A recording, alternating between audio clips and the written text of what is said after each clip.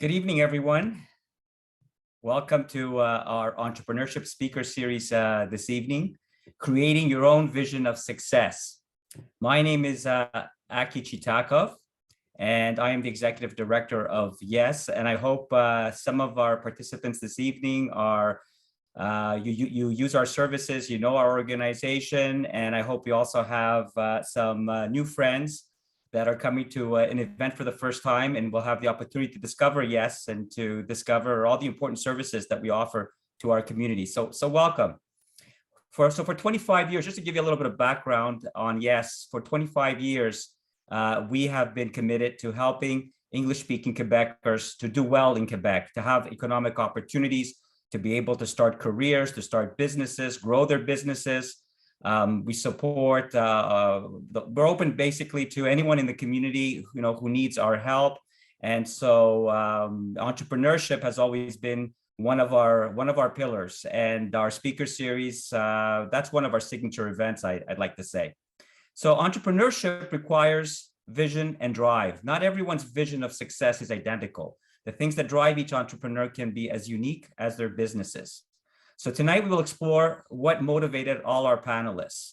We have four really interesting Montrealers with fascinating backgrounds and fascinating entrepreneurship stories to share with us. To start their own businesses and to keep going.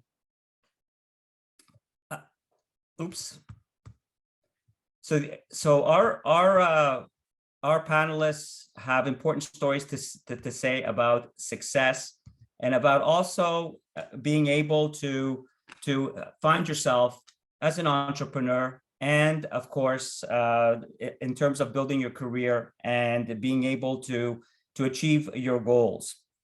So tonight's discussion is going to be moderated by a very long-standing friend of our organization and a very successful entrepreneur in his own right, Chris Emergi. Chris is the founder of BAM Strategy, which is one of Canada's first digital marketing agencies, founded 25 years ago. He is also the winner of the BDC Entrepreneur of the Year Award.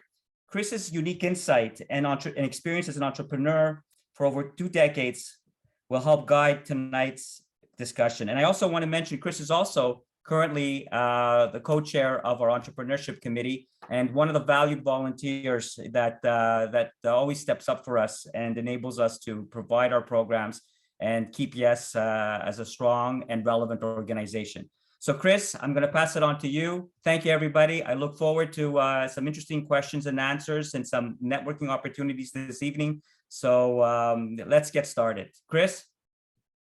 Thanks for the kind words, Aki. That was very kind to you. So welcome, everybody. We're super excited to hear these entrepreneur stories. I think they're always a great way to not only educate us all, but to inspire us to sort of make that leap into being an entrepreneur, which is sometimes it's a tricky leap that some of us are afraid to sort of take. So hopefully tonight is both informational, but also inspirational at the same time. So just a couple of house rules. Firstly, use the chat function for any hellos to any fellow attendees and all that kind of stuff. You can use the chat function for that. That's what that is there for. It will be monitored by the YES staff, so keep it PG, I guess. And then for any Q&A or any questions you may have there, just go ahead and use that Q&A function. So you'll see that at the bottom. There's a whole bunch of different, obviously we've all used Zoom or some version of Zoom. So you'll see Q&A at the bottom, and that's where all the questions can be asked right there. So without further ado, I'm going to introduce our four panelists today. So I will start off with George Ajami, is the founder of Struck Soft Solutions, and he's been making waves in the world of software programming for a very, very long time. So George, why don't you take a minute to sort of let us know who you are and what your business is all about. Yes, hello. So my business, or my ex-business, Struck Soft Solutions, is a company I founded many years ago that focused on software for construction, specifically for prefabrication, anything from a house to a 6-story building. The company grew to a size of about 65 employees. We were considered a market leader in our segment. We covered, even though we covered most of the world, our focus was mostly the US because of the method of construction they do in the US. And I'm glad to say we were very successful. We were acquired about a year and a half ago. And since then, basically started a different venture, also in software, but still in its infancy. It's a startup.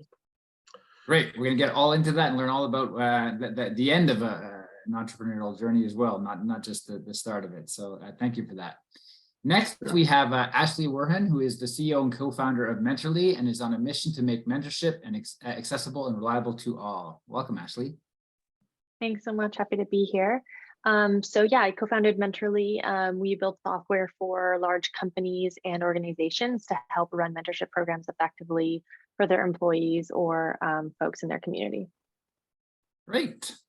Next, we have Vanda Daftari, is the co-founder and creative director at Super Bonjour, a creative studio based in Montreal and Vancouver. Welcome, Vanda. Hi, thanks. I'm super excited to be here. Our studio is a small one, but a mighty one. We operate bi-coastal. So I'm here in Montreal. My partner is in Vancouver. And I'm excited to tell you more about it. Great. And last but not least, we have Patrick Yu, who's the co-owner of CEO of Young Brothers, a family business that he took over in 2021. Welcome, Patrick. Thank you, Chris. Hello, everybody. Nice to be here. So I guess I'm the only non-founding entrepreneur, if you want to call it that way. My brother and I took over the family business a year and 10 days ago, to be exact. So we just celebrated our 1-year anniversary of taking over. So long story short, if I just give a quick description of the family business, long story short, it's a grocery store. It's your local supermarket. We're in the borough of Outremont, which is a fairly small borough compared to other boroughs in Montreal. My parents have owned that place since 1991, and due to various circumstances that I'm sure that we'll get into later on, my brother and I came to take it over last year. My parents are still involved, those who have families, especially as you can see, immigrant families. How should we say, that parental figures have a tough time letting go, and the helicopter parents, there you go. So all that to say that, so we've survived until now, primarily due to the quality of our products, due to our efforts. And when it comes to trimming, we don't place just what would be our fruits and veg on the shelves, and that's it. It's a bit of a different approach, and that's necessary when you're an independent business. We've also expanded the business to packaging, importation, distribution, as well as a real estate portfolio. But we'll get into that later on. So all that to say, nice to have you. Nice to be here. Thank you for being here, everybody. And thank you, Yes Montreal, for having me. Awesome. So we're going to dig right into it. So as entrepreneurs, and we're going to have a whole bunch of people here who may be right on that fence and trying to decide whether they should sort of take that leap and become an entrepreneur. So I'll start with you, Ashley. What were you doing, let's say 6 months before you decided to start Mentorly? So what was sort of that impetus that sort of got you to take that leap? Yeah, I have a pretty unusual story. My first career, I was a professional ballerina for 12 years. So a pretty intense first career. You started at 17 or 18 if you're good, and then you retire around 30. So I was actually on tour a lot in China or Italy or wherever we were. It was really poorly planned, so you had a lot of downtime. And the most joy I ended up getting at the end of my career was from mentoring others or doing workshops or master classes. And they were asking pretty life-changing questions like, should I go to Juilliard? Should I go straight to work? Should I go to college? And that can really change your career. And so I sort of wondered, I may be the right person to answer this, but there might be other people as well. Why doesn't this happen at scale? How is mentorship happening? And so those kind of questions led me to start to think about founding Mentorly. Great. And Vanda, how about you? 6 months before I started, I was in a job I really didn't like, trying to understand why I wasn't happy with it.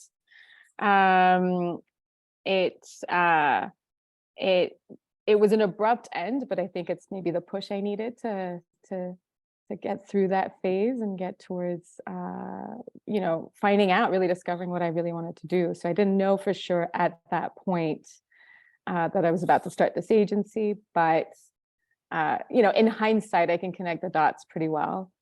I had worked in-house a lot. I had worked at the Aldo Group, running part of the creative studio there for many years, and that was really intense. It was a great school. I learned a ton, but it was a lot of work, and it was a very intense environment.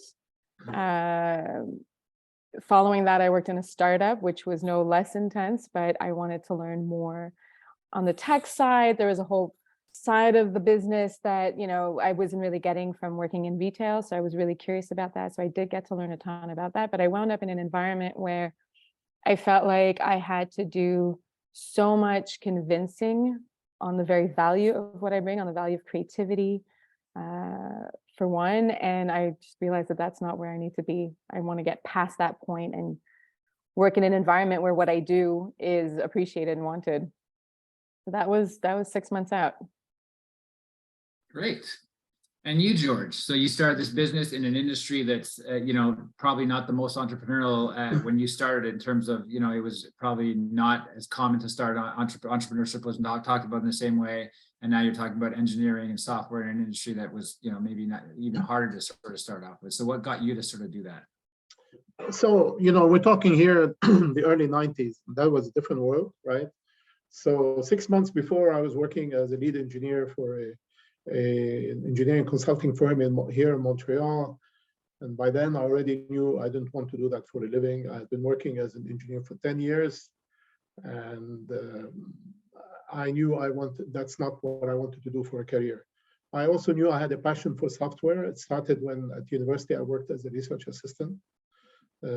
Initially, I doing programming for a professor, and the main reason I did it, it's paid better than working at a restaurant at the time. But then I discovered I liked it. And so over the years while working, I developed a lot of my own tools, software tools. And I always had this idea of, hey, why don't I just go out there and offer these tools to other people? This is a generation where most software was not written by professional programmers, was mostly written by either engineers, physicists, mathematicians, people with different, it was just a different time. So yeah, even though 6 months before I already, the seeds, the bug was there and was just waiting for the right moment. Perfect. And you, Patrick, what got you to sort of, what were you doing 6 months before, and then what got you to join the family mafia, if you will? Oh, geez. Yeah, it's not too bad of a description, not gonna lie. To be quite honest with you, 6 months before I joined the family business officially, I was actually going through a burnout. It was, and by the way, parenthesis, while I do not wish it on anybody to have gone through what I did, to me, it was extremely beneficial, because it truly put into retrospect a lot of aspects of my life as to why I was doing what I was doing. And one of the questions to which an answer came to light was the need to prove myself to my parents.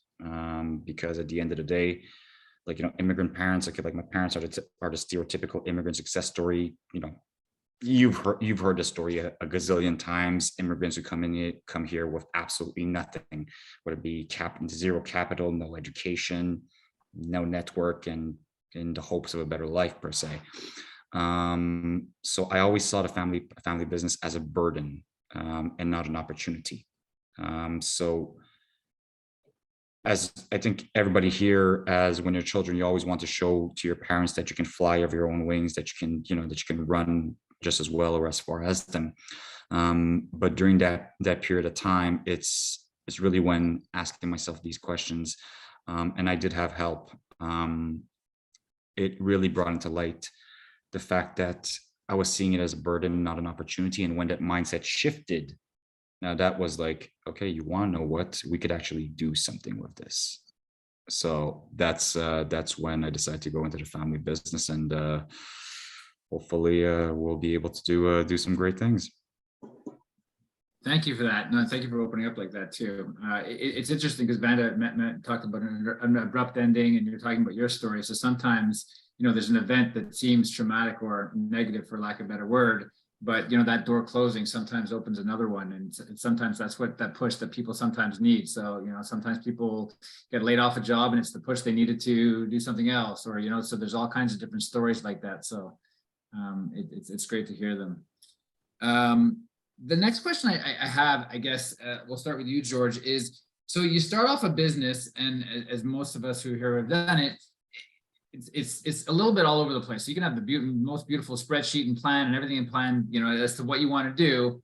And then that business model, that business plan, your goals, and what success looks like in those first couple of years is going to probably evolve. But let's start with you, George. When you first started that business, what did success look like for you? Like what would you, in that first year, what was success? What would have been the success for you? What were you hoping to do? I mean, number one target was surviving that first year, right? I mean, it's in my case, I made all these wonderful plans, and then out of nowhere, my daughter was born. So my wife took a year off, and this is nature. There's nothing you can do about it. And suddenly you went from making a pretty decent salary to zero, and you have to build on it. So I had an objective. I mean, an objective at the time. It's a dream. It all starts with a dream of what you want to do. And you're right, that dream evolves over time, right? But initially, I had a sort of an objective of being able to achieve a certain volume in the market of the products that I already owned, and to be able to continue developing them. And I gave myself 3 years.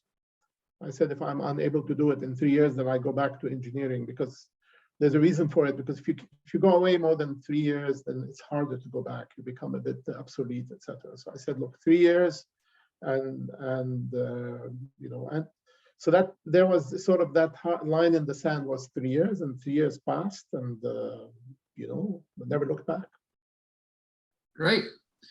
Vanda, how about you? Like, as you start off, the agency and such, because I know we've had a previous chat, and you talked about, managing up and managing down, and sort of not wanting a little bit more simplicity in your life, and not having to necessarily manage 20 people, and certainly not wanting to be managed by others as well. Mm-hmm. So what are your goals as you move forward here in your business? I think definitely surviving that first year is definitely a thing. I think it's finding out what your, I think we discovered what the boundaries were for us, kind of, working really, really, really hard, pushing our network really, really hard, trying to book as many gigs as we could, just to sort of find out, with the resources we had at that point, how far could we go? And was that far enough? Or were we going to, feel like there wasn't enough income, or there wasn't enough work, or maybe it was too much? So I think a lot of we gave ourselves, I don't even remember if we talked about it, but I do remember having a sense of, let's give ourselves a chance to explore this and get to know it. It's a new space. We've put ourselves out in an industry that, we'd already been working in, just not in that capacity. So, let's flex all those muscles and see what the value of our current network is. And also, I think in our case, because we don't sell a product, we have this service that's kind of evolving, is how do you communicate that, and learning how to communicate that. So trying different versions of that messaging and putting it out in the world and getting feedback and adjusting. And you're kind of going through so many iterations of like throwing something at the wall, seeing if it sticks, and then changing your strategy, talking to a ton of people, getting feedback, coming back to the drawing board, and as you're doing this, you are working, you're discovering, how you like to position yourself as a professional. And you're also learning, which was really key for us, was what kind of clients we wanted, right? So we went from managing teams and being sort of, burnt by that, to wanting to go into a space where we were, running our own show. And now we had to learn about clients, which is a whole other thing. and defining what our red flags were, like how do you spot a good client? How do you spot a client that's just not for you? And so that was a lot of learning on year one, for sure. Yeah, just to reiterate that, somebody who's coming from a similar space, I know our agency did a lot better when we learned to say no to certain clients and figure out which ones actually make sense and all that, that from that perspective, for sure. And you, Ashley, in the, obviously more starting from that startup as well, that mode, but in that tech startup mode, that's go. What are your goals? In the beginning, what were your goals in the beginning of it all? Yeah, I think you're just trying to see if you're going to build something that people like. It's as simple as that. We started our product in a very different space. We started it in the consumer space. So for folks going into business, it's called B2C. It's like a business to selling to consumer. And in that space, you have to have pretty low margins. And so we started ramping it, and we just figured well, this is going to have to hit X scale to actually make some money off of it and to make meaningful revenue that we could either raise capital or not having to raise it. And then pretty quickly, MIT came to us and said, listen, we love what you're building, but we actually don't need the marketplace of mentors. We just need the software, right? And so then we started digging into that problem, and it was simple as asking them how much would you pay for that? And the first year it was 1,000, and the next year was 11,000, right? And so then we started kind of MVPing or doing a minimum viable product of a pivot pretty early to see, is that the real problem? Because when you have a problem in your mind, you're not sure that the rest of the world has it. And even if they do have it, are they willing to pay for it? And so it was just remaining open to, okay, we want to make an impact in mentorship, but finding the right thing to work on and starting to scale it a little bit was the real goal in the first little while. But I would say is to move as fast as possible, because if you're holding on to your idea or product before launching it, you're learning nothing. The best thing you can do is launch a really wonky product and get feedback, because then at least you'll start the iteration process.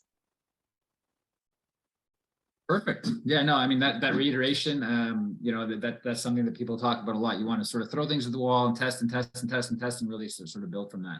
How about you, Patrick, as you enter this space over the last year? What are some of your goals, and as you move forward in the different parts of your business there? Yeah, well, I guess my situation is slightly different, since it's not starting from scratch. In our case, well, my brother and I, we're taking over a business. So in French, there's a term called repreneur, which basically, re-entrepreneurship per se. But all that to say is that for us, it was the first year was a year of learning and stabilization more than anything. Yes, we had a metric in terms of a sales target that we wanted to hit, a profit target as well. We've hit both, thankfully, with a ton of help from obviously our parents and because of different stakeholders. But that being said, that first year, us coming in from the corporate world, it was a full year of learning, especially when you're going into an existing business. And I don't know how many of the attendees that potentially have that opportunity. It's about learning about that business, learning about that spectrum. How do you, believe it or not, there's a gazillion different sizes of avocados. Which size are you going to take so that it sells the most? Because everybody knows here that avocados takes forever to ripen up, stays ripe for about 2 seconds, and ciao bye. So you get the point, right? So it's those nuances that I'm pretty, unless you are in the food retail or food distribution market, that you will not think of. If it's a size 24 case, what the hell does size 24 case mean? Those nuances that we learned, and just to quicken up the pace, because let's face it, similar to what Ashley said, we're in a pure B2C, business to consumer market, and I often tell my new employees that we are in the food retail market, emphasis on retail. So that means products move, and they have to move fast. And in order to do that, how do we go about? So it's been an incredible learning experience once again, all the different nuances, learning about the business, learning about the market, the different providers and so on. So it's, I mean, I don't know how many, I'm pretty sure you've all heard about the crisis when it comes to the price of lettuce. Don't get me started on that. But yeah, that's, those are the kinds of things that we learned, that we're experiencing right now. And it's, the learning curve is, so. Yeah, especially with inflation and everything else now. So you're, Oh, I'm laughing because the only time I ever think about avocados is in the morning with breakfast, right? Now you're giving a completely different angle.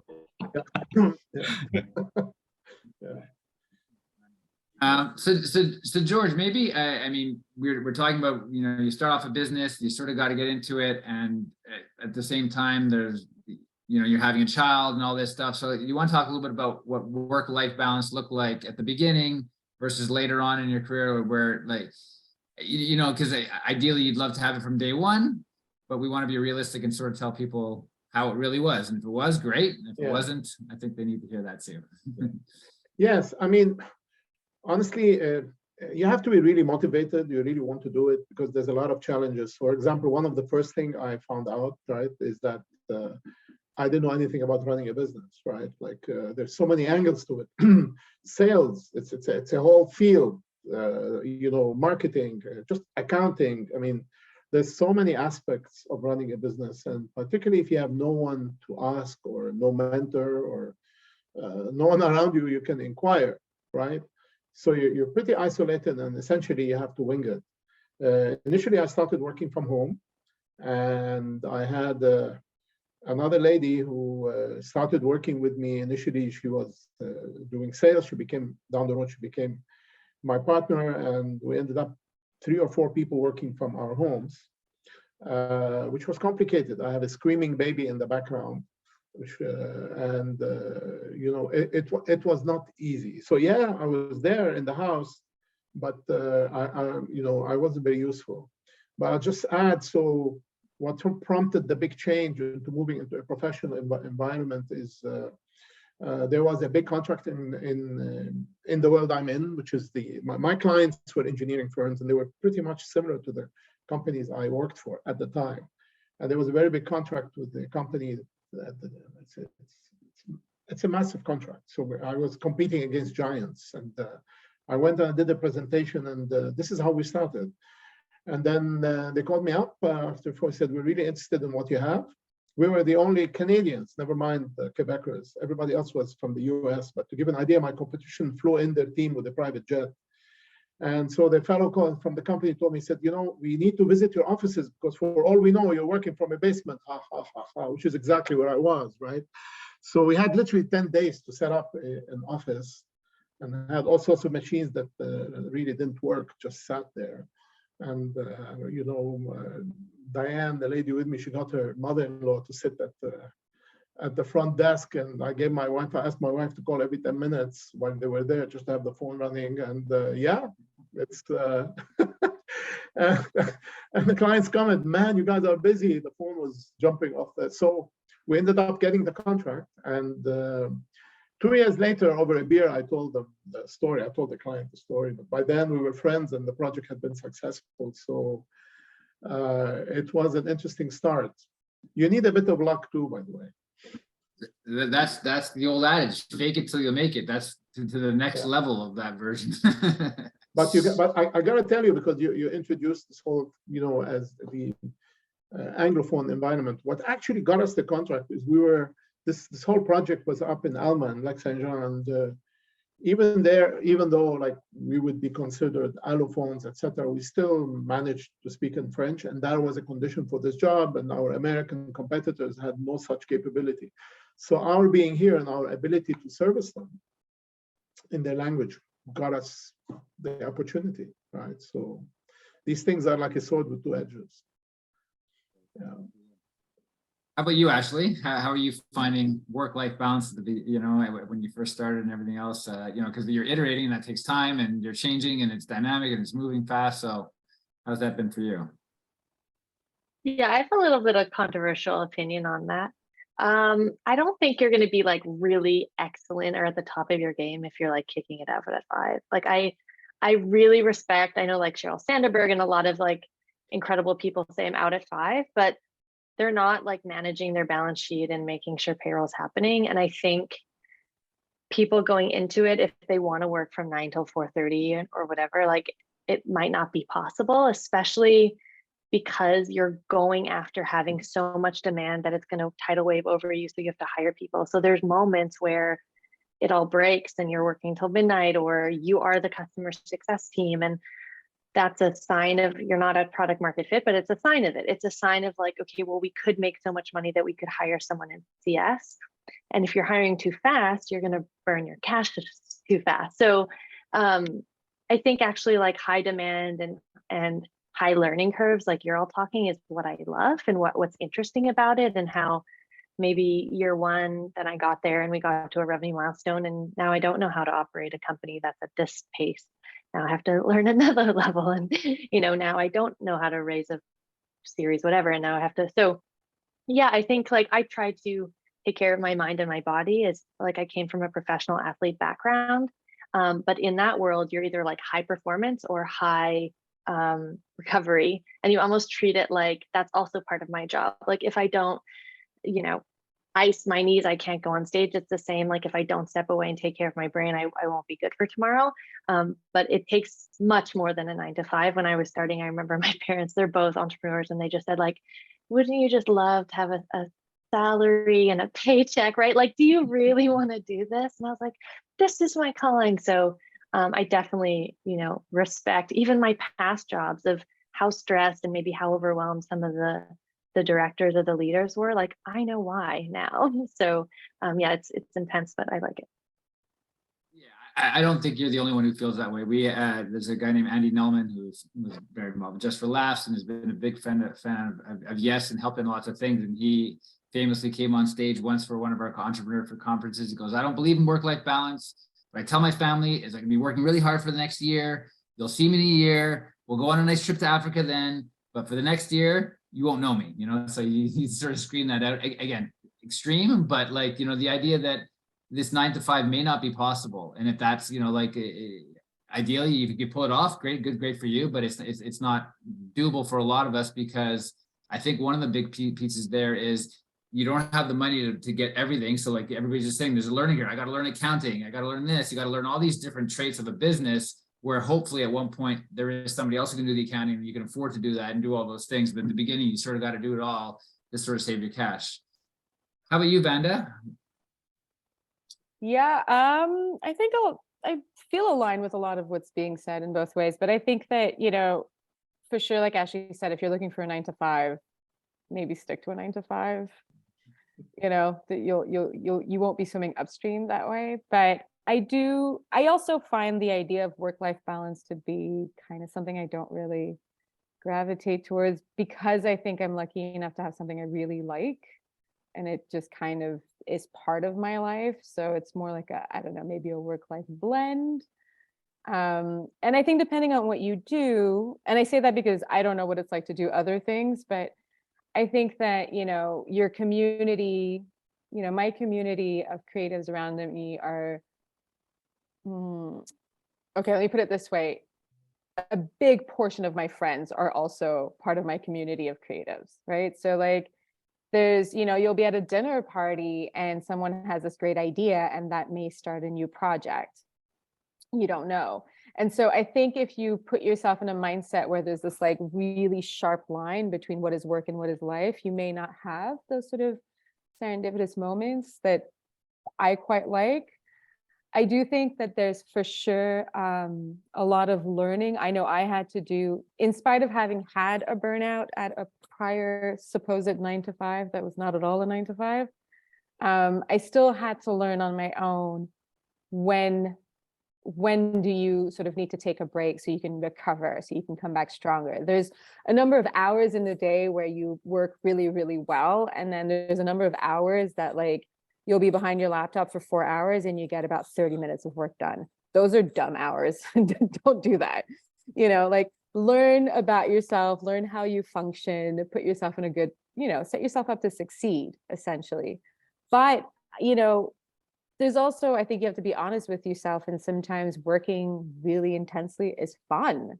Like I've been in projects and we've been in rushes where it's been really exciting to stay up late and really like power through a project, you know, and have those meetings go on an extra couple of hours and just like let a brainstorm roll or just really lean into what you're doing. So it's more of a having the flexibility to be able to do as much or as little as you need to or as you want to, in my case. That makes sense. Patrick? Well, number one, I definitely resonate with everybody when it comes to the arguably non-existence of work-life balance. But that being said, for those of you who are capable of finding it, I admire you. You guys are absolutely incredible, because I certainly can't. I remember there was an article I read on the Journal des Affaires about the non-said, the things that, like, you know, while we do glorify entrepreneurship and so on, the things that people don't say, like for example, like you know, Chris, I think you had mentioned, like, you know, if you go into, like, for the first year, like, forget about a child, you're not going to see me. Well, yeah, that's pretty much it. Like your circle of friends may diminish drastically. And what I'm about to say may sound very draconian, very Machiavellian, and I apologize for that. And please don't take it the wrong way. But I have, as you can see, I'm very extroverted. I'm very sociable, and so on. But eventually, I realized that there's only two types of people in your life: the ones that you love, the ones that you care for, that you would drop everything at a moment's notice for, and then the ones who are useful. And network does play a part in being useful. Those people eventually also become your friends. Okay, but you get my point. And once again, I apologize if I sound very, very cold in that respect. But yeah, if, like, I have a lot of friends who are consultants who have worked in the big three, the BCGs, McKinseys, and Bains, and I pick their brains like there's no tomorrow. But that's when you're an entrepreneur and when you're trying to survive, when you're trying to grow, when you do have, whether it be ambitions or dreams or whatever you want to call it. Yeah, there's only so much, you know. And also in terms, and I apologize if I scare people when it comes to this. But that being said, I also remember a quote from the ones who've seen the movie Matrix Reloaded, that restaurant scene with the Merovingian. He does say with this one line, which has stuck with me for the rest of my entire life, is time. How can you not have, like, if you don't ever take time, how can you ever have time? So when it comes to, for example, like, you know, like, if you want my reality, I'm at my grocery store at 6:30, and I usually leave at 8:39 at earliest. So I'll let you guys do the math. But that being said, this afternoon is a day off, is a half day off for this. Okay, so anyways, all that to say, but you get my point. However, you still make the time to whether maybe have coffee with some friends, the ones that you love, and so on, or to have meetings to network. And that's the beauty of entrepreneurship, in my opinion, in a certain sense, the freedom to be able to connect and to grow. Yeah, I think what everybody's saying in terms of the time thing, you're sort of investing and you're betting on yourself, right? You're betting on yourself that you're going to build something up because, you know, and they're not always financial goals, you know, it's just that you want to build something really cool. You want to work on great projects. So, you know, this idea of sort of investing in yourself at the beginning to pay for the fruits of labors of that in a later time is sort of why people put a lot of time in the beginning. And George, I know in previous conversations you talked about, to get away from the draconian stuff a little bit, that you said, you know, like that some of the keys to success for you in terms of, you know, for decades business was around integrity and people, in terms of like how important people they treated them and stuff that. So you want to talk a little bit about that and how that played such a huge role in, you know, your success? Yes, because I mean, any business to grow, ultimately you need to have people. I mean, there's only so many hours you can do a day, and you need to build a team around you, and you need to empower the people around you, right? So you need people that you trust and people that you empower, because you can only directly manage a finite number of people. You can manage 6, 10. You can't talk every day to 50 people or 60 people, right? So you need to have people around you that are of quality. And you also don't want necessarily yes men or women. You want people that, you know, have character, right? And, you know, one of the things I did is I rewarded it. You know, I rewarded it with a stake in the business. So I needed to take that. I wanted my vision to become their vision, right? And I wanted that the fruits of my success to become part of their success. So when at the end we were acquired, there, you know, I wasn't the only one that benefited. There was you know, a group of people around me that also benefited with it. It's purely selfish. I mean, I'm not doing this necessarily from the goodness of my heart, but if you want people to stick it with you through good times and bad times, they need to share that dream that you have, and they need to benefit from the day when the day comes that you achieve your goals, right? But I also will tell you that probably managing personnel was the toughest part of the job. I found personally that because people are, God bless them, they're unique, and everybody comes with their own set of issues and problems, and sometimes there are things you really don't want to know and get involved in. I honestly think that after 28 years, I can write a book just on personnel issues. I'll spare you the details, but let's just say, so it takes a whole different set of skills just to manage people, right? And human beings, they have issues, they have, so that's, that has, I think that's one very important part of being able to run a successful business. You need good people around.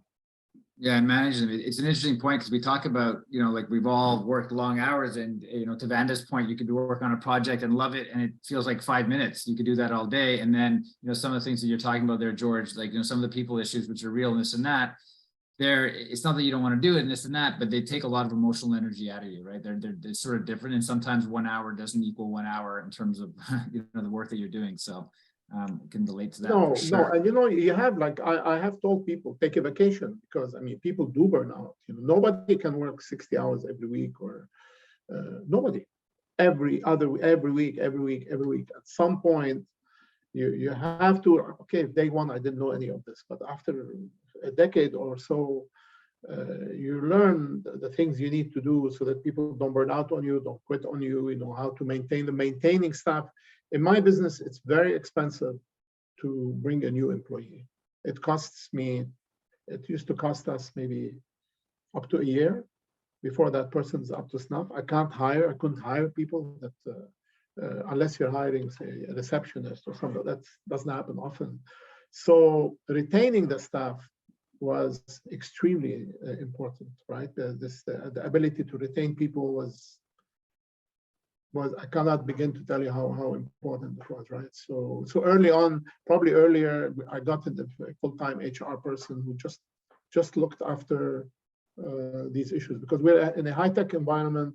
My competitors were all the gaming companies in town. They all hired the same kind of people I did, and they had much bigger budgets than I did, right? So you have to find creative ways. For example, one of the things we did, we gave in summer Friday afternoons off, paid, right? A lot of people have staff, a lot of the staff have spouses, have kids. So you have to deal with perks. You have to, it's not just direct cash money that people want, right? I don't know if I answered your question, but no, that's perfect. That's perfect. One other thing that entrepreneurs sometimes have to deal with, and a lot of us have, is partnerships. So, Vanda, do you want to just sort of tackle that, and sort of like the idea that, you know, as a partner, you need to sort of be aligned, right? So, you know, you don't want, one of you may want to blow up and be 30 people, and that may not be your dream. So how did you get aligned in your business to make sure that, you know, you could run smoothly? A lot of talking, a lot of talking. I think that, you know, in my case with my partner, we were very lucky because we had both worked in-house together. So we already knew that our personalities were compatible. We already knew that we had similar work ethics. We already knew sort of a lot about each other's experience and skill level, and, you know, we'd been in a lot of really great and really not so great situations together. So it had sort of, we had like a, you know, it was already kind of proven in a way. Having said that, I think that understanding that whoever you partner with will experience different things, and their objectives may change, and the things that become important to them are going to change. And the same thing happens to you, right? So I think it's just sort of off the bat, you have to accept that these partnerships are they fluctuate, they're dynamic, they're changing. There's got to be room for people to be able to explore a little bit this way, a little bit that way. And without that room, I think most people would feel kind of, uncomfortable. Like they wouldn't feel well. They wouldn't want to be in that space with you. So I think having that space was really key. But I think doing a lot of introspection and a lot of talking about understanding, what does it look like to have a really great month? What does it look like to have a really great year? What do the holidays look like for you? What are the things you're really dying to do? Like, I love the idea that I can go to a museum in the middle of the week and call that, part of my process. These things have to be understood and somewhat, you don't have to share the exact same things. Like, I think having, diversity in the way you see the world and you act in the things that you want is really essential. But I think they just need to be communicated. And also, like, we do regular check-ins. Like, we will regularly talk about how we can improve our processes. We regularly talk about, have we spent too much time on Zoom this week? Like, are we feeling the burn? Can we cut things differently? Like, can we reduce the amount of meetings we got? Like, is Slack just going off and off? And, we work on 2 different time zones. So sometimes there's that question too. So we had to set some boundaries. Like, I don't want to be on a Zoom call at, 10 p.m. my time, just because it's still business hours in Vancouver. But sometimes you need to. So just constantly being able to keep that conversation open is pretty key. And, fundamentally having similar values is, essential. Makes sense.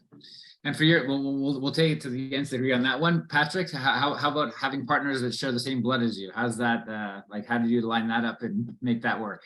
Yeah. I really resonate with what George said when it comes to dealing with human beings. If I may, dealing with human beings is the single most difficult thing that we'll ever have to do. Whether it be your employees, whether it be your spouse, whether it be your children, whether it be your family. In my case, because exactly like George said, we're all unique. We all have our different buttons, different motivators, and so on. But one thing that I feel very, very fortunate and lucky with is the relationship that I have with my brother. Because if I may say a quick story, when I initially approached my parents about taking over a family business, and once I did that, I approached my brother immediately because I told him, I can't do this alone.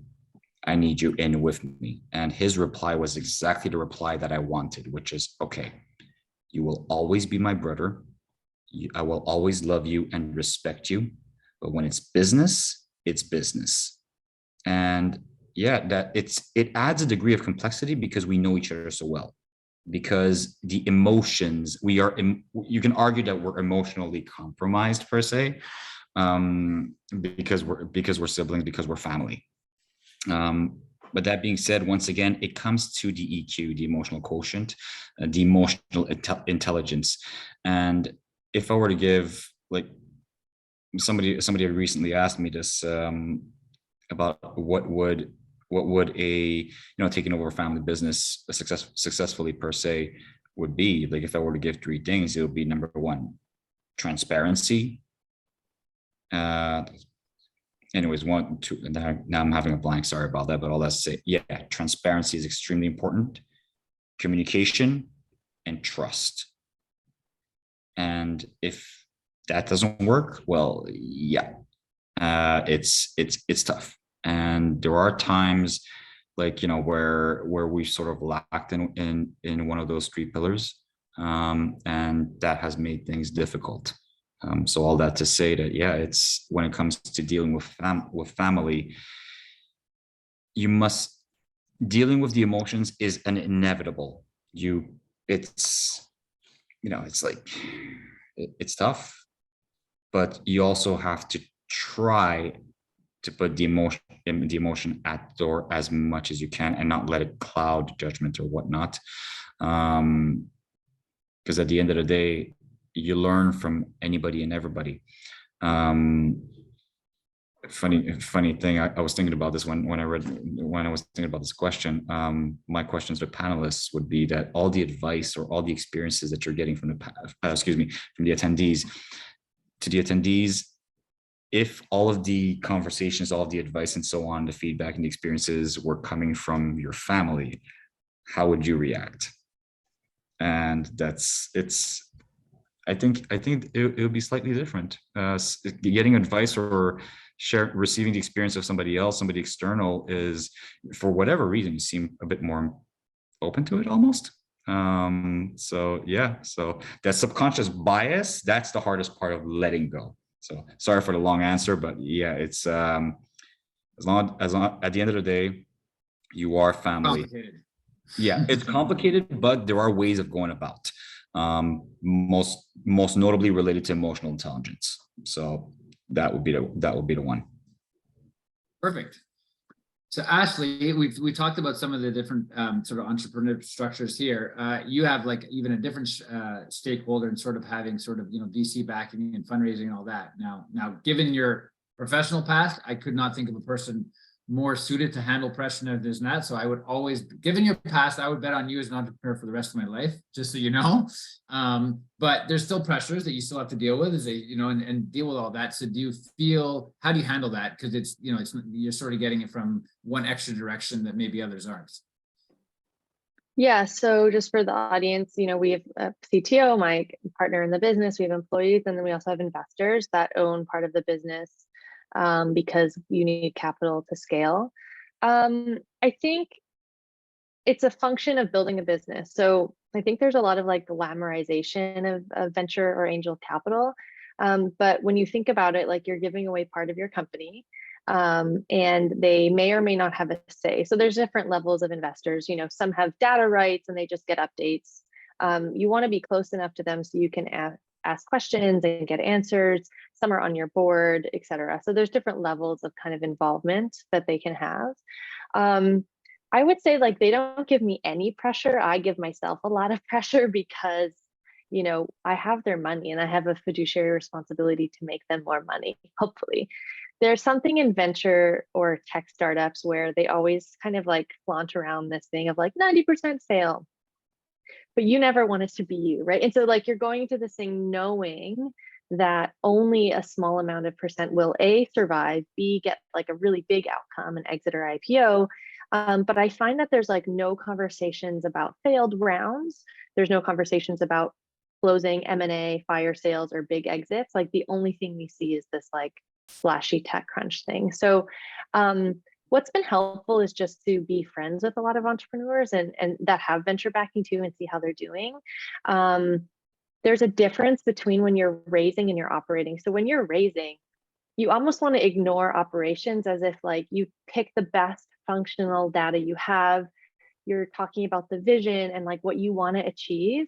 And then when you're operating, you look at like every cent and every day and every piece of traction. And so it's kind of a whiplash. You go from like the most intense believer you have of the company yourself with these investors to then reporting them in a board meeting of the actual thing that's happening. And so what I found to be a little bit tough is there is a push to like sell this big vision, but you don't want them to kind of have whiplash. So then they get to the reporting and they're like, I thought everything was going great. Okay, now you actually have challenges. So I love approaching investors and first getting advice like, hey, I'm building this thing. I know you have a background at Google or whatever. What do you think about it? Or pitch it, but also just like start brainstorming on that call so that they get an idea of maybe what kind of founder I am. And I'm not just like pitching the moon and then there will be really real things that happen in the business. So yeah, it's been interesting, but I would say like the pressure mostly comes from me.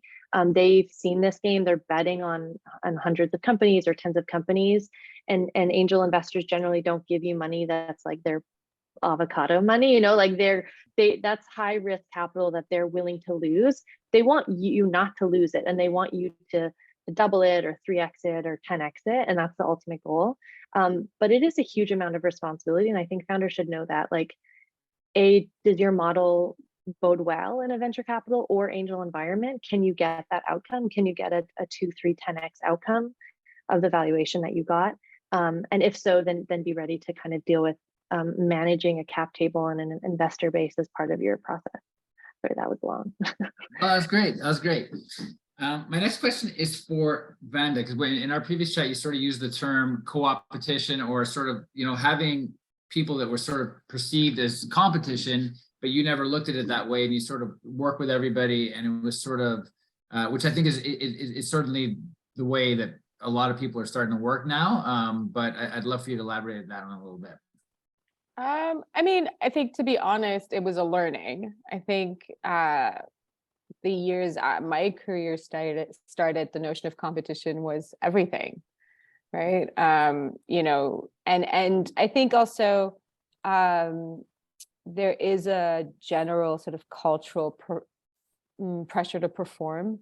Like, nobody's like gunning for like 4th position. You know what I mean? Like, everybody wants to do really well. Everybody wants to come out on top. So I think that's sort of just part of our culture in general. So I think that for us, making this conscious decision to switch from a notion of, the people who do what we do are our competition versus making them our community, that was a really, really important shift. And I think it means that if you've perfected something, or if you're constantly working on something that is your own, that is true to you, that is a result of your iterations and your practice and your values and your, all of that, then there's no competition for that, right? Like, that's your vision and that's your contribution and that's what you bring to the table. Somebody else may get the same gig, but they're going to do it differently.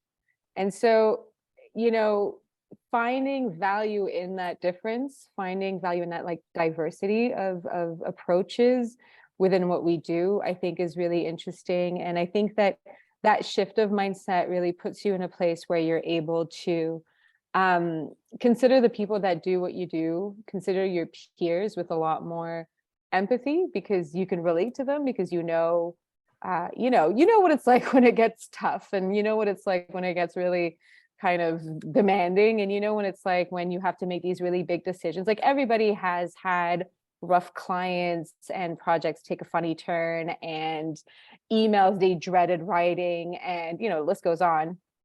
So I think approaching these other humans with that same empathy kind of also sets you up to receive whatever they might have to exchange with you a lot better. And who knows, like, there's so many collaborations that you haven't even thought of that suddenly become possible, right? There's so many windows that open that you just weren't allowing you weren't even able to see them, because if you're in such a competitive mindset. It's also, I think, a little bit of this idea of like keeping things open. Share your resources. You know what I mean? Like, we have like, okay, one of our industry jokes is, where do I screen print t-shirts? Everybody wants to make these sweet t-shirts. Nobody ever knows where to print them. The list is long. There's a bunch of different suppliers. Have you worked with so-and-so? But should I do it there? And are they good? Are they going to deliver on time? And and what's the prices? And, things like basic resources like that. They're so great to share, all the way to like resources like, time management, client management, budget management. Like, why not share all that stuff? Like, we all become so much richer for it, right? That makes sense. Can I ask a question? Sure. I think we're in like, I love hearing different types of businesses. Do you not think it's like a race to get the most market as you can? Or you just think there's enough business to go around? Because it's like I love just learning about your open and kind mindset. I mean, there's for sure a moment where like there are phases in what we do where you're so busy you don't even know what month it is, and then suddenly it's like you're seeing minutes go by and you're like, when's the next gig coming in? Like, what's going on? Like, I've got bills. And that is part of the nature of what we do. And when you're in those sort of lulls, there is a lot more insecurity at play, for sure. And then you do see other people get gigs and you're like, wait, what's going on? Why are they getting the gigs? Why aren't we getting the gigs? We would have been perfect for that gig. So there's always like a little bit of that human insecurity, I think. but I think over the years, I don't know, we just sort of trust that it all works out. It does all kind of work out. There is enough work to go around. That's the other thing too, is that scarcity mindset, or that's how I'm understanding, I think, a little bit of maybe what you're asking about, but for that, I don't know, I think you kind of find out that it's not necessarily a reality. It's more of a maybe the output of your insecurities, or just sort of trying to navigate the space, or but it also depends on, I guess, what your objectives are, like if it is a certain kind of growth that way, then yeah, that makes sense that that's what you're after. Our objective is more, we're small, we don't want to be not small. So our objectives wind up being more in terms of the kind of projects we're getting, which projects we're getting. And, does anybody want to shoot abroad? Because we're always so eager to shoot abroad. Like it's, the objectives are really, different that way, for sure. Yeah, I think if you have a growth mindset, because for whatever reason you have other stakeholders, or that's just what you want, it's going to be a little bit different in terms of that mindset, for sure. A question that I always love to ask in these things, and I think it came up in the chat anyway, and I'll start with you, George, because you've been doing this the longest. What mistake do you think you made over the years that was sort of an aha moment, or sort of a great sort of an impetus to learn and say, okay, oh wow, that was a big mistake. I learned from that, and it really helped, maybe not propel your business, but certainly push it into a better direction. Where do I start? Okay, so mistakes actually they're a great learning experience, right? I mean, as long as you learn from them, right, and you acknowledge them, and you acknowledge your role in them. It's not always somebody else's fault, right? So the list of mistakes I can think of is sometimes hiring the wrong people. That's very costly. Very often it's people related. Sometimes promoting somebody to a position where perhaps you shouldn't have done it. They were good at what they were doing before. They're not as good now in their new position. So you've lost a good person and you've gained a not such a good next person.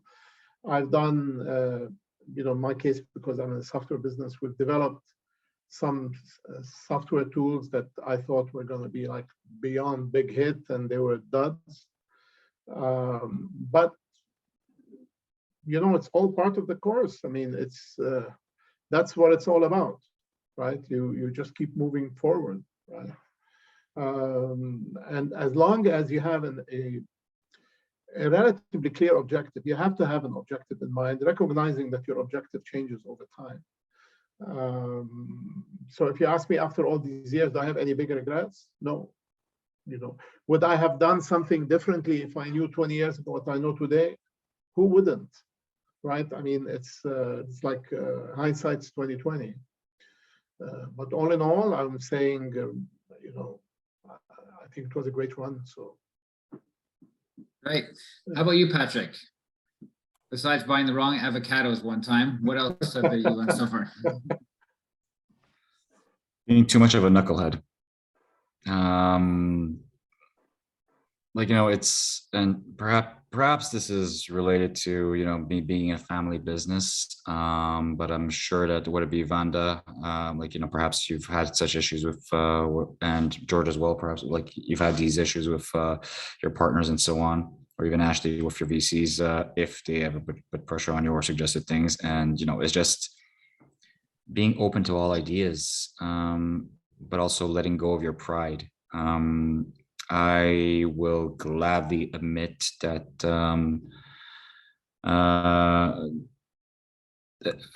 you could say I'm a pretty prideful person. But that being said, it's sometimes you have to let go. Sometimes you have to be able to say, okay, maybe what you're doing is wrong. Like George said, you have to acknowledge it. And that's the fastest way to move forward. Stop trying to, you can't really fix something that isn't working at all. It's sometimes you just have to let it go and do things completely differently. So even though stubbornness may be a quality occasionally, sometimes, yeah, it just puts yourself and other people in the wrong position. So for me, that it's being more flexible. I think that's a better way of phrasing it, excuse me. Makes sense. So we're now where we're going to get into the Q&A phase of things. So we have a whole bunch of questions here, and I'm going to start with you, Ashley. What does a typical day look like for you? And you could say, what's a successful day look for you? But it doesn't even have to be like, what's a typical day look like for you in Sure. life as an entrepreneur? So we normally start like an all hands at 10 or 9. I'm going through like a Monday. And then I'll sync with my sales team. And then depends what I'm focused on. Most of my time is focused still on sales and go to market stuff, either helping salespeople or selling myself. Or if I'm in a fundraising time, then it looks completely different because I basically have to like shut off from the rest of the business and do that. So it's a combination of like one-on-one sales meetings, follow up, like really boring, like in HubSpot, moving deals forward inch by inch, checking with my customer success team on overall kind of like health of the client base, like how healthy is your revenue? Is it going to continue? Is it on shaky grounds? Checking with my team what they need. I generally talk to my CTO at least once a week. I mean, lots of times on Slack, but face-to-face once a week. So my role is like pretty outward facing, whether that's an investor call or a client call. It's pretty outward facing, and then maybe 25% of my time is also team management, and then checking on my other manager to see how like they're doing with their team. But I have a pretty packed calendar. I try to time block as much as I can so that if I'm in like an external couple hours and then I can focus for a few hours, I have really hard time context switching. And I think with Zoom, you can get in a really bad place where other people take over your calendar. So I try to keep pretty specific things. And then if I do any mentoring, any talks, any PR, anything like that, that's not core to like our focus, I do it after 6 o'clock so that I know in my like competitive heart that it's not taking away time. It may be additive to the business, but I'm not losing focus. Because in my first couple of years, I got really unfocused. Like they'd say, be on this panel, be our one woman speaker. And I'd be like, sure, that makes me feel so good, but it actually wasn't building the business. So I've just been like very kind of hopefully Jedi mind in my time. And if you haven't noticed, the market is pretty bad. And so I think it's time to like do that for all of our team and really get them to focus. And I think people like that, like when they know that they're pushing towards something and it may be hard, they actually like that. So I'm really enjoying like the downturn and the focus it makes. And it kind of feels like an overtime in a hockey game or something. Nice. This question for Patrick, what are some of the best resources or tools that you use to sort of help manage your business that, you know, other entrepreneurs may be able to use as well, like something that maybe you didn't, you know, I know you mentioned you networked a lot with some consulting friends and things like that, but are there any tech tools or anything like that you found useful to run your business? To be quite honest with you, well, that's okay. About tech, if you don't mind me saying, and actually about everything else, come think of it, sorry about that. Do not overcomplicate more than it needs to. Keep, like, you know, the kiss it rule, keep it simple and stupid. Yeah, like thankfully in my previous jobs, I was exposed to a lot of Microsoft Excel, so you could argue that I'm an Excel whiz. I'm not, but you get my point. Like for me, like the highest level of technological tool that I'm using is Microsoft Excel, which I absolutely adore. It gives me everything that I need. But that being said, so like in my industry, remember, I'm in the grocery business, right? Okay, like every single day, yes, there are periods like where it's similar, whether it be start, close, and so on, but no two single day are alike. So that it's using technology is difficult, but would I be open to it? Absolutely. If I were to use a technological tool that would be applicable to my industry, most notably when it comes to inventory management, for any of you who are perhaps thinking about developing software for that, then yeah, I would definitely be looking at it, because yeah, when it comes to grocery business, I have been told a gazillion times that you cannot You cannot track or manage inventory. It is a nigh impossibility because you're dealing with perishables. Well, if there was something for that, and that would give me stats on how many lettuces, and I saw one of the comments there, okay, all comes back to avocados. Yeah, how many avocados am I throwing away instead of actually using it, instead of like, whatever, that would be helpful. But yeah, to be quite honest with you, like for any aspiring entrepreneurs here, keep it simple and stupid. It doesn't need to be complicated more than it already is. And I come back to what Ashley said about said earlier when it comes to focusing. Don't focus on the technology, focus on the business. Like, forget like the tools are the how to get to the what. So this next question is for George. You mentioned at the beginning, you have a baby, this and that, you're starting your business and you just want to make sure within the 3 years you don't have to go back to a job, and sort of you just want to get it going and get started. How did that sort of vision of success change or evolve over the years? So at one point, I'm assuming you weren't as worried that the business was going to go under and it wouldn't succeed. So then I'm assuming your goals and your, what your level, your definition of success likely changed. Yes. So early on, my vision was fairly limited. Like, we wanted to be a successful Quebec company mostly. And a lot of it was tied to technology. I mean, trying to sell what we had in areas that, let's say, even Toronto was expensive. You had to drive there, and the price point of our software sometimes made it, even if let's say someone calls me from Houston and says, hey, if you come here, spend the day with me, I'll buy your product. It wasn't worth it, right? So a lot of the changes that came with the decision to grow the business came along with the fact that technology allowed us to reach people anywhere, right? And with it came the idea of going global. So there were, these were simultaneous events that we were simply using, that we found that now, hey, we're able to reach people anywhere affordably. We don't have to ship anything. People can download from a site. Shipping has its own problems. There's custom issues, there's that. So as technology changed, we leveraged this to grow the business from first a Quebec company, then a Canadian company, and next thing, international company, right? So as you identify the opportunities that come with this, your ideas change, right? And but in my case, I have to be honest, tell you that I never lost the passion for what I was doing. And I know it sounds like a cliche when people say it's the journey and not destination. In my case, it was absolutely true. The journey was formidably. I'm so blessed and grateful for the opportunity to have this journey.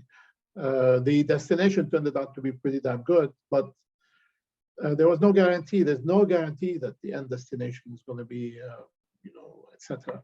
Even if it didn't turn out, like even if at the end, just the company because technology, by the way, is brutal. One day, we call it the Uber effect.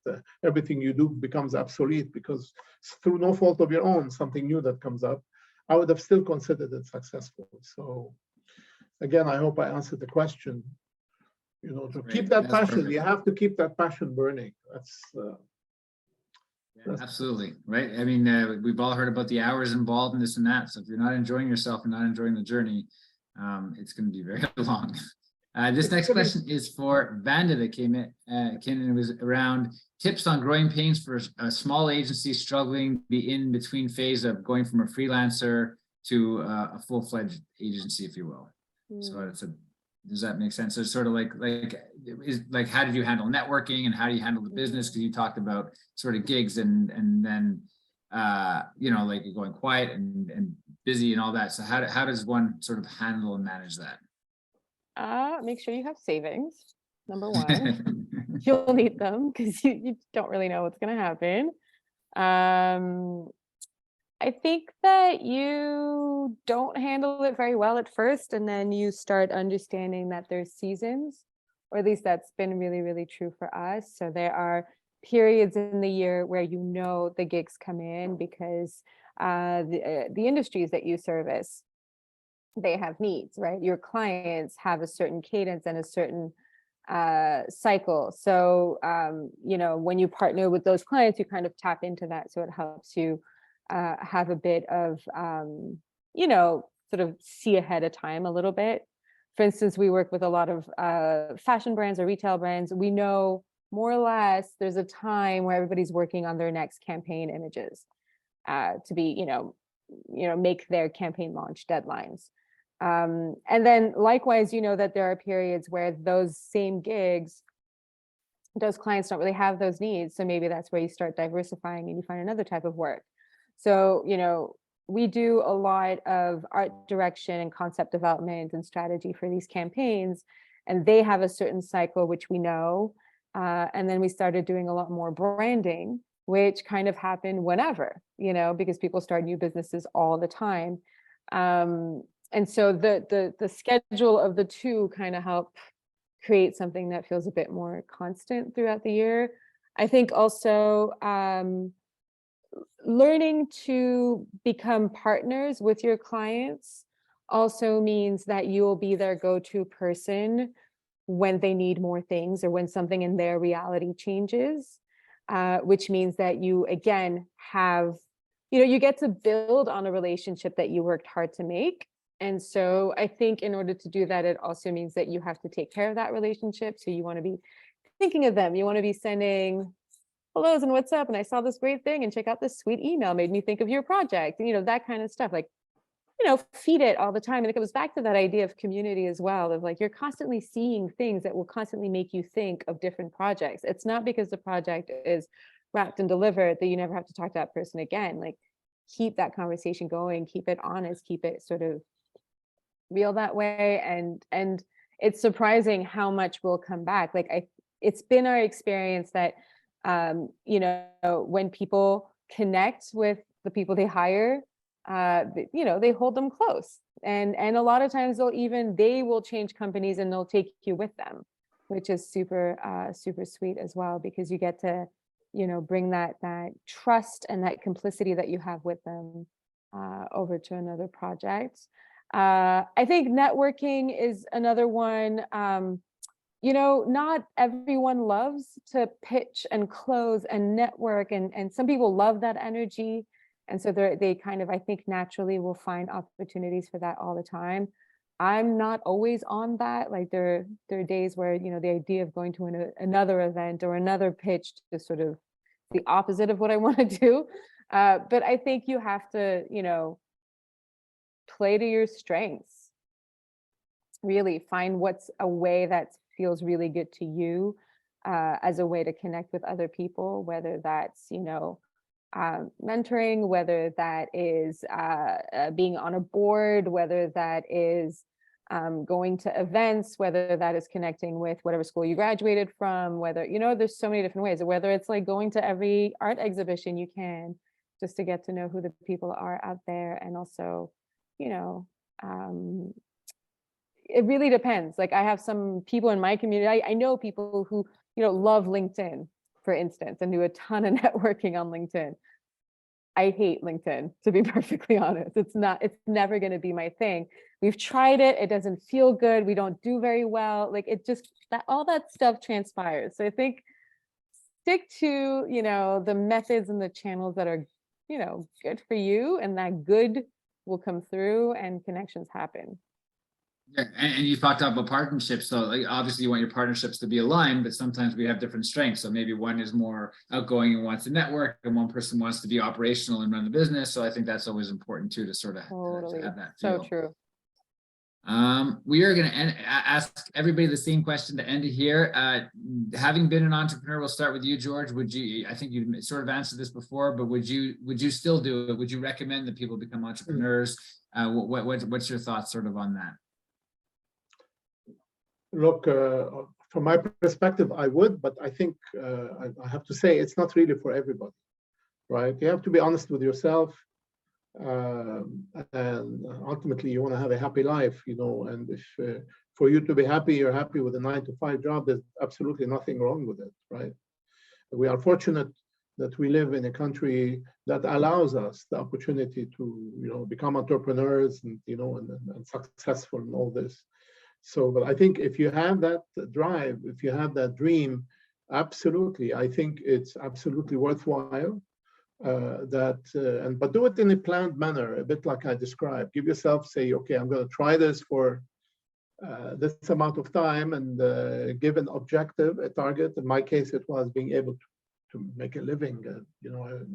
I wasn't looking at becoming a millionaire in 3 years. I just wanted to make, keep the place running and be able to, meet my monthly requirements. So it's an incredible opportunity. But you have to want it. Yeah, I think it's a good point that you want to set some limits there, but you really want to go for it too. Like, you don't want to sort of put one toe in the thing. If you're going to go for it, you sort of have to go for it. Ashley, how about you? 100%. If you're privileged enough to do that, right? Like I think George mentioned, like we're all incredibly privileged to take the risk, because it is a lot of risk, that if we failed, we won't go hungry tonight. Like that's something I know deeply because I have a support system. A lot of people don't. So to be able to put an idea out into the world, a lot of the times it takes a different support around you.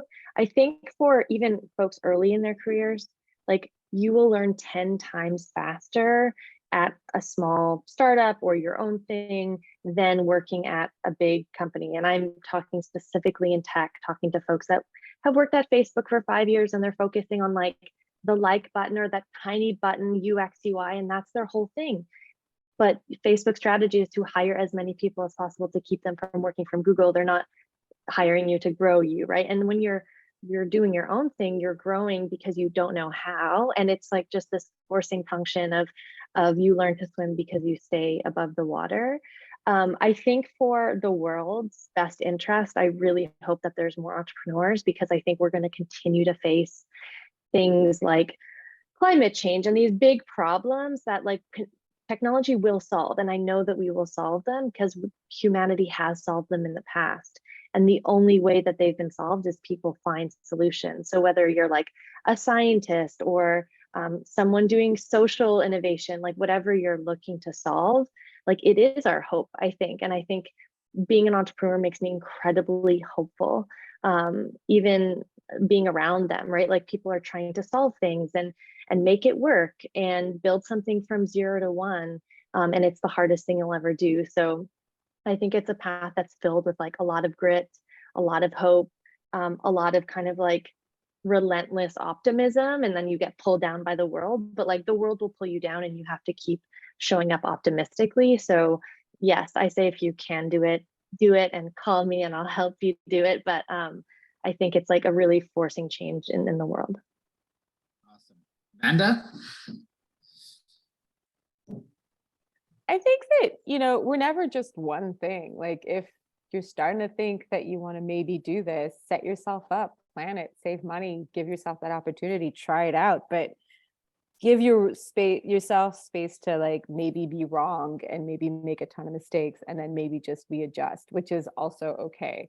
I think we put a lot of pressure on ourselves that when we decide to do one thing, whether that's being an entrepreneur or whether that's being, I don't know, whatever it is, then it's sort of like, if it doesn't totally succeed, then I've totally failed. And I think that's not necessarily true. I think that also you have to be really clear why you want to be an entrepreneur. For some people, it's, growth and scale in business. And for other people, it could be different reasons. There's different reasons to want to, run your own business. Maybe it's because you want to practice what it is that you do in your way and not in a way that somebody else has decided for business, And so I think being really clear on why you're doing it and setting, like defining what that looks like when that does work, being really clear on that. Because I think that there's also this sometimes a cultural understanding of like, oh, to be an entrepreneur means I'm going to be loaded in like 3 years, right? Like maybe it's not. Maybe that doesn't matter. Maybe you just need to make enough money to like have a good life. But it also means that you get to work the way you want to work and work with who you want to work and say no when you want to say no and, you know, take off and work from Mexico if that's your thing. Regardless, like I think define what it is that is motivating you to do that really, really clearly, and then build that plan and then give it your best shot. And if it doesn't work, it's cool, do something else.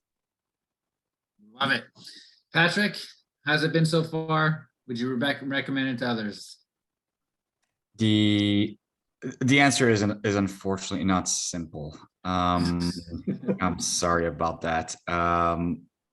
So all agreed. So the pros and cons. Okay, let's just put it that way. So here's a yes. It's yours. It's you. It's this time. It's all on you. And that's the fun part of it. That's the exciting part of it. That's the thing that drives you. But bear in mind also that there are tough days. It's a lot of sacrifices. Obviously, it's a lot of long hours, but you want to know what, just coming to the theme of this talk, about the vision of success. Funnily enough, I'm reminded, and for any sports fan out there, especially basketball fans, okay, like, you know, who those who know who Magic Johnson is, okay, the guy with the biggest smile you'll ever see in your life. Okay, people used to talk about him, okay, by saying this guy would wake up at 3 a.m. wanting to go to work. Okay, like, you know, he would love it. He would love every single day. Well, yeah, it's kind of that. Bear in mind that it's a lot of sacrifices, a lot of time, but the risk reward relationship is definitely there. Like you will reap what you sow. That's what I think. And bear in mind that I'm still fairly early in my entrepreneurial journey, and I do not see this as a sprint, but as a marathon, even though I occasionally try to sprint and sometimes sprint too hard, but that's a different story.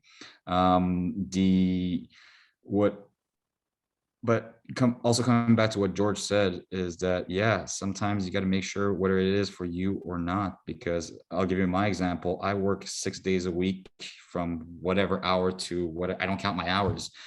And there are weeks, not days, weeks where I feel exhausted.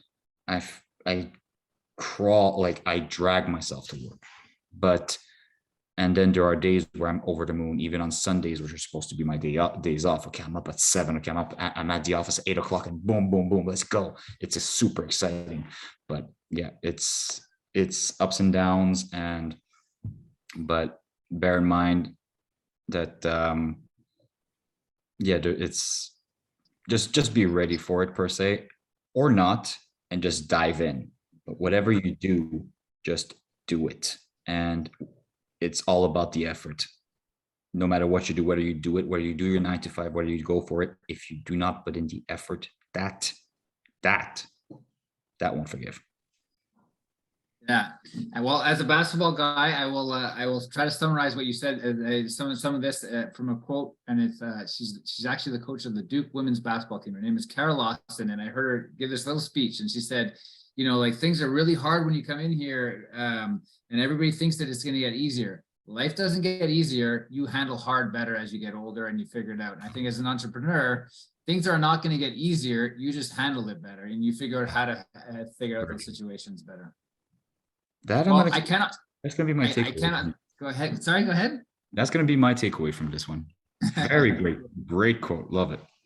There you go. So I cannot thank you guys all enough. I'm going to pass it to Aki, because we've gone a little bit over the time, and I know there's networking and all that fun stuff going to happen. But from me, a big thank you to all 4 of you. It was awesome.